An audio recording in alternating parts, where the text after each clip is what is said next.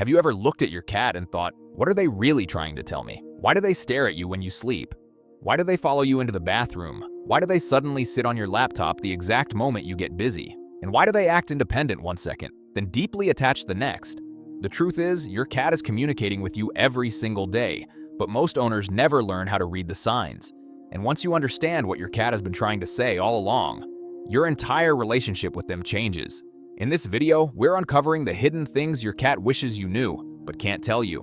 And trust me, number 6 and number 9 are the ones most cat owners completely miss. Let's begin. I'm not ignoring you, I'm trusting you. One of the biggest myths about cats is that they're cold, distant, or emotionally detached.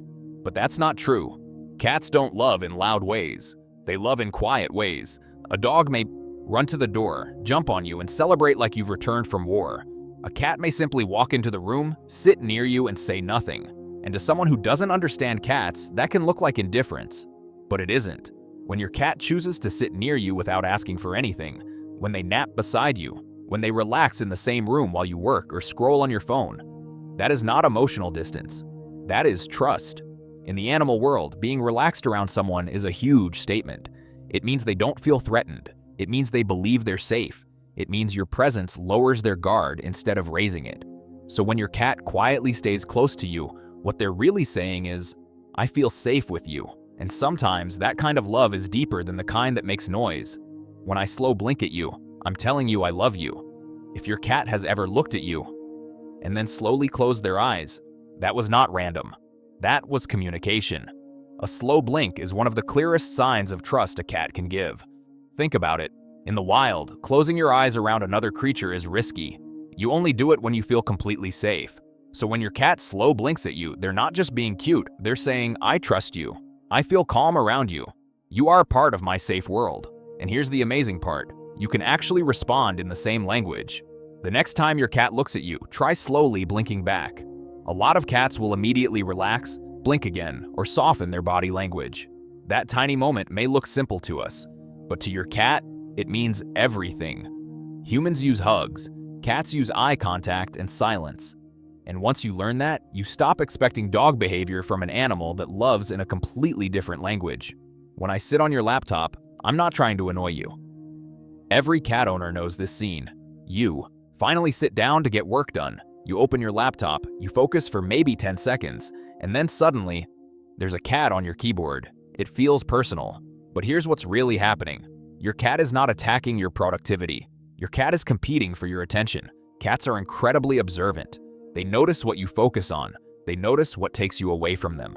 And when something seems to capture your full attention, like a laptop, phone, or book, they insert themselves into that space. Because in their mind, your attention matters. Your cat may also like the warmth of the keyboard. They may like the spot because it smells like you. But emotionally, there's often something deeper going on. They're saying, look at me. Notice me too.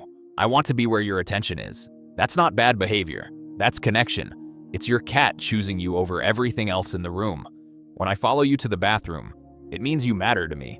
Yes, it's weird. Yes, it happens all the time. And yes, your cat probably does follow you to the bathroom for a reason. Cats are curious, but they're also deeply routine-driven. They pay attention to your movements. They notice when you leave a room. And when they've formed a strong bond with you, they often want to stay close, even during the most random moments. Sometimes it's curiosity, sometimes it's habit, sometimes it's because they know you're about to be sitting still for a minute, and that means easier access to your attention. But sometimes it goes even deeper than that. In your cat's world, you are part of their territory, their routine, and their emotional map. So when you disappear behind a door, they want to know where you went. They may be thinking, where are you going? Why did the group separate? I'm supposed to be near you. To you, it's a bathroom trip. To your cat, it's a temporary disruption in the location of one of the most important beings in their life. That's why they wait outside. That's why they paw at the door. That's why they act offended when you don't let them in. Because to your cat, staying connected matters. Please stop punishing me for acting like a cat. This is one of the most important things your cat wishes you understood. When your cat scratches furniture, knocks things off the table, sprints through the house at midnight, or bites during overstimulation, they are not trying to be bad. They are trying to be a cat. Scratching is not revenge. It helps stretch muscles, mark territory, and maintain healthy claws. Knocking objects over is often curiosity mixed with instinct. Cats explore movement. They test the world with their paws. Night zoomies are not chaos for no reason. Cats are naturally more active at dawn and dusk. If they've been bored, understimulated, or inactive all day, that energy has to go somewhere. And biting during petting? That may not mean aggression. It may mean overstimulation, discomfort, or simply, that's enough. Your cat isn't plotting against you. Your cat is saying, I need enrichment. I need play. I need scratching options. I need you to understand my limits. Once you stop viewing everything as bad behavior and start seeing it as communication, your relationship with your cat becomes so much stronger. Because the goal isn't to control your cat, it's to understand them. I hide my pain, so you have to notice the small signs. This is the one many cat owners never realize until it's too late. Cats hide pain. In the wild, showing weakness can make an animal vulnerable, so even domesticated cats carry that instinct. They often won't cry out, limp dramatically, or make it obvious when something is wrong. Instead, the signs can be subtle. They sleep more. They stop jumping to their favorite spot. They become quieter than usual. They hide more. They groom less, or sometimes too much. They stop playing. They act off, pleptique, but not obviously sick. And that's exactly why this matters. Your cat wishes you knew that silence does not always mean comfort. Sometimes silence means they are struggling. Sometimes a small behavior change is the only way they know how to ask for help. So if your cat suddenly seems different, not dramatic, just different, pay attention. Because your cat may be saying, I don't feel right. I need help. Please notice before it gets worse. Cats are masters at hiding weakness. That's why loving a cat means learning to notice what they don't say.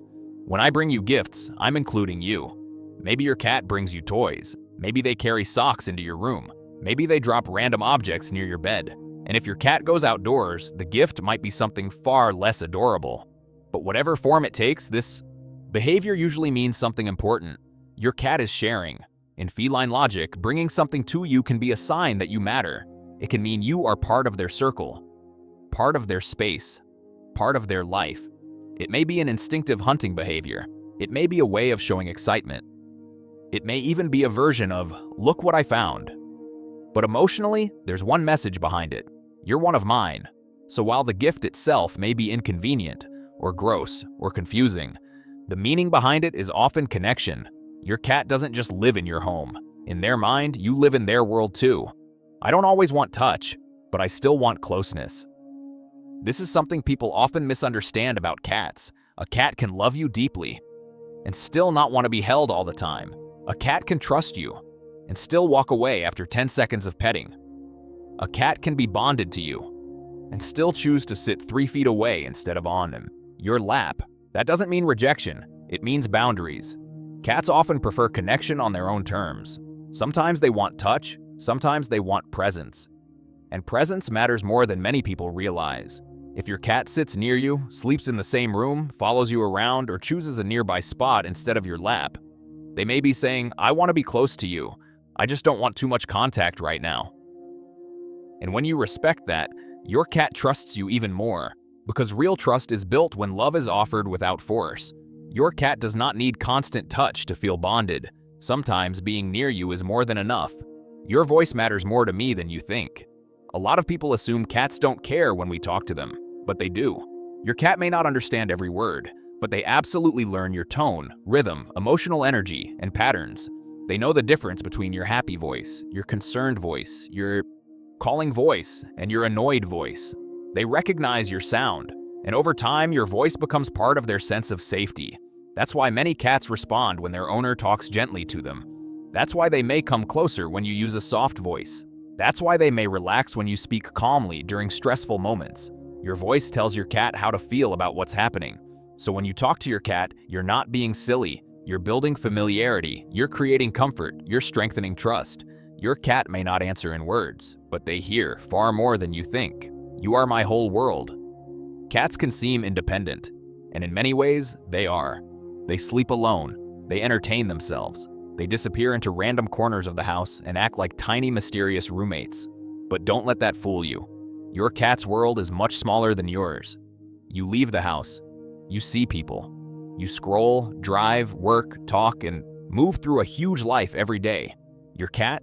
Their world is built around a few rooms, a few routines, a few favorite spots, and you are the sound they recognize, the person they wait for, the routine they trust, the comfort they return to.